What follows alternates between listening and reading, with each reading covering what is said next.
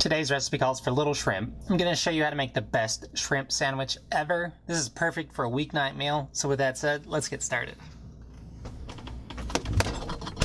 The first thing we're going to do is render off 6 pieces of thick cut bacon. The best way to cut this stuff is to stack it nice and tall. Once you have it nice and stacked, you're going to cut it in half. After that, you're going to cut the halves into about 1/4 inch thickness widthwise to make little strips. Once you have those made, you're going to make them into small dices. And a few pro tips when it comes to cutting bacon. You want to throw it in your freezer and let it hang out for about 10 to 15 minutes before you cut it. This will help harden the fat, which in turn will make it a whole lot easier to cut. The next thing you're going to do is grab your favorite pot or pan and throw your bacon into it. Once you have everything in there, you're going to crank your heat up to about a medium low. It's really important to cook your bacon this way, the low and slow process, and to start it off in a cold pan. This way we can render out as much fat as possible, leaving us with a super crispy bacon. While it's cooking, you want to keep a close eye on it and give it the occasional stir to prevent anything from burning or sticking to the bottom of your pot. Now that your bacon is super crispy and crunchy, you're going to grab yourself a slotted spoon and a plate lined with a paper towel. You're going to strain off as much of the grease as possible. Whatever you don't strain off, the paper towel will absorb, of course. The next thing we're going to do is make a lemon vinaigrette for our sandwich. Like we've done a million times on this channel before, you're going to grab 1 medium-sized lemon. You're going to roll it out on your work surface. This will help break up the membrane on the inside of our lemon, making it easier to juice and also giving us a higher yield. And once you've made your lemon cry, you're going to give it a quick strain to catch any of the seeds and the excess pulp. Now that you've given your lemon the quick squeezer, it's time to start manufacturing our vinaigrette. So grab yourself a small mixing bowl and a whisk. Into your bowl, you're going to add 1 tablespoon of Dijon mustard. The mustard will act as the emulsifier to bring our olive oil together with the rest of our liquids. The next thing we're going to add to our holding apparatus is 2 tablespoons of our fresh lemon juice. After that, you're going to add 1 tablespoon of white distilled vinegar. And you're going to lightly whisk your face off to bring all of these ingredients together. Don't whisk too crazy because you need to save some energy when we go to add our olive oil. Now that everything is nice and well mixed together, you're going to grab a damp kitchen towel and throw it under your bowl to help prevent it from moving around when we go to really whisk our face off. Once you have everything in place, you're going to slowly and steadily drizzle in a 1/4 cup of a good tasting neutral oil. You want to use something that's neutral in flavor. This way it doesn't overpower our lemon. You want to slowly be drizzling in your olive oil and constantly and continually whisking your face off. This way everything will emulsify and come together really well. And a little pro tip, if you're using a good tasting olive oil or a good extra virgin olive oil to make your vinaigrette, once you throw it into the fridge, the fat known as your olive oil will harden and solidify, and your vinaigrette will look broken and chunky and just not very appealing. All you need to do is set it out on your counter and let it come to room temperature weather, allowing the olive oil to remelt and become a liquid. And once it does, all you need to do is give it a quick whisk to bring all of your ingredients back together. Now that everything is nice and well combined together, give it a quick taste and adjust the seasoning as needed with some salt and pepper. I wanted mine to be more acidic and have more of a bright lemon flavor, so I went ahead and added some more lemon juice. Also, if you end up adding too much lemon juice and your vinaigrette becomes too watery and thin, all you need to do is add a small bit of olive oil like we did before, whisking your face off to bring it back together. We're going to start making our own homemade garlic mayo. I'm not going to go into too much detail on how to do it. I have a full video on how to make a homemade mayo, so I'll leave a link in the description so you can go check that video out. Or you can totally skip this step and use your favorite store-bought mayo and doctor it up with some garlic powder or with some fresh garlic cloves and adjust the seasoning as needed until your little garlic heart is content. Now that your mayo is garlicified, we're going to add the zest from 1 medium-sized lemon. And when you're zesting your lemon, you want to avoid the white part, also known as the pith. It's bitter in taste. And when you're zesting any citrus fruit, you want to do it right over whatever you're adding it to, because when you zest it, it shoots off some natural sugar crystals and it'll shoot off a little bit of juice as well. We want to collect as much as possible. This way we get the best tasting result in the end. This is totally optional, but you can add a teaspoon of water to slightly thin out your mayo. This way it'll coat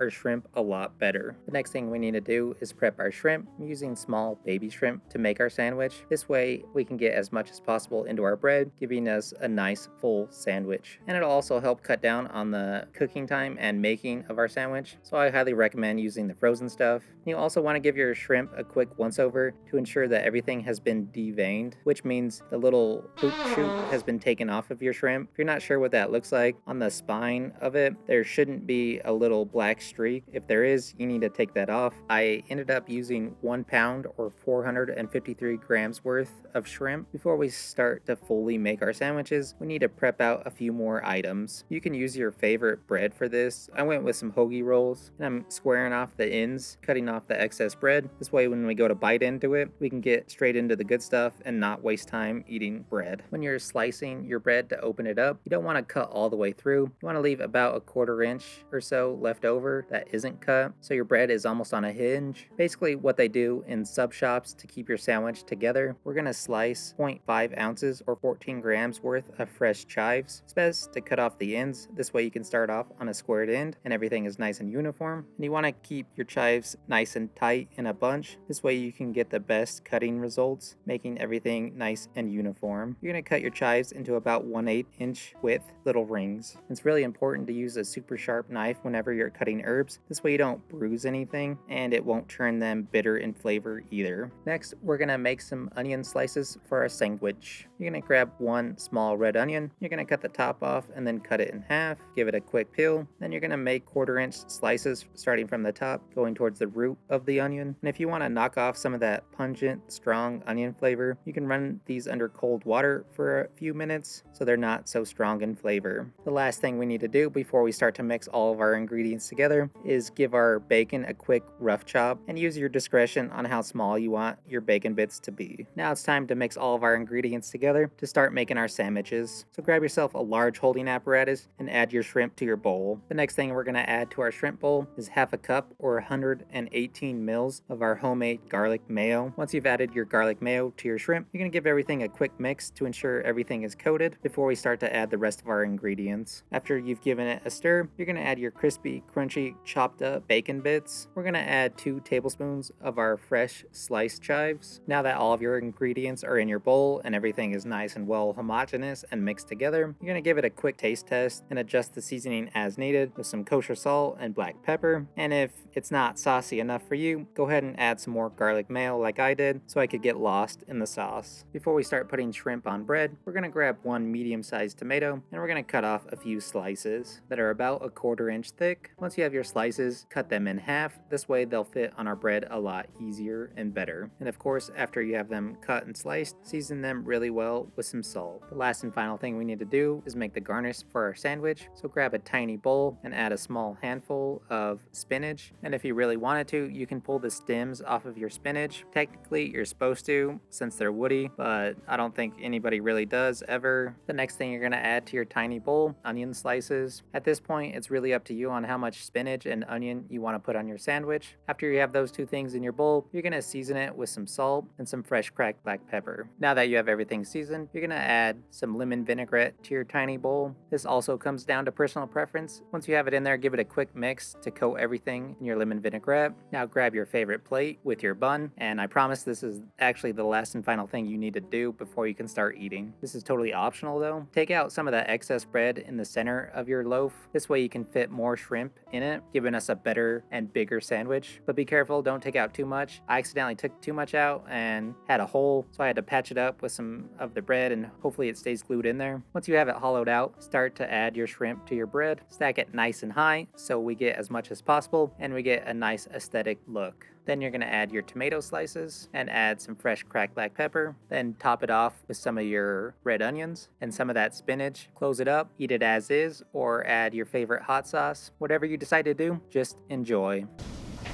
Alright, now that our shrimp sandwich is done, let's give it the old taste-a-roo. But first, let's try our little appetizer, the inside of the bread from earlier.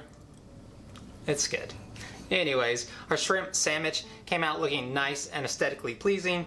It's nice and full, and there's so many different colors going on for it. Green, red, yellow, and it just looks stacked, high, and full, and delicious looking.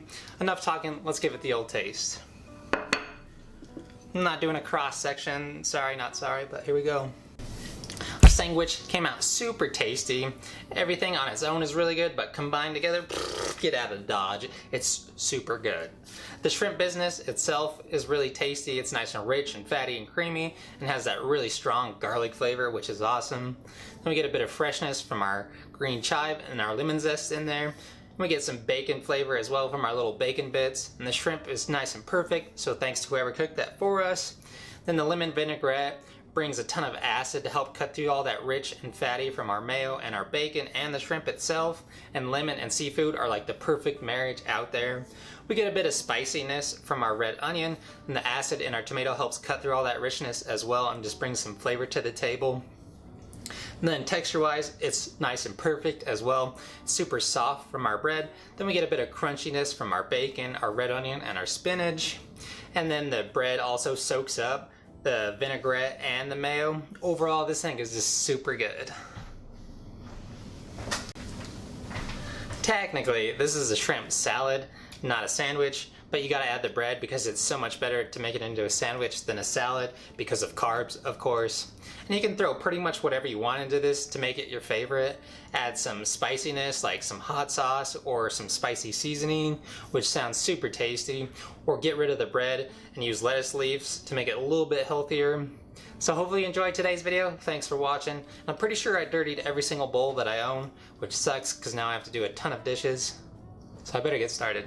We'll see you on the next one. The green chives add some freshness and a pop of onion. Garlicky, which is super tasty, super spiciness from our red onions. Then the acid in the tomato also helps cut through all that richness. Gotta catch my breath. Get it into a sandwich because carbs, bread is super tasty. I don't know why my eyebrows got super angry there.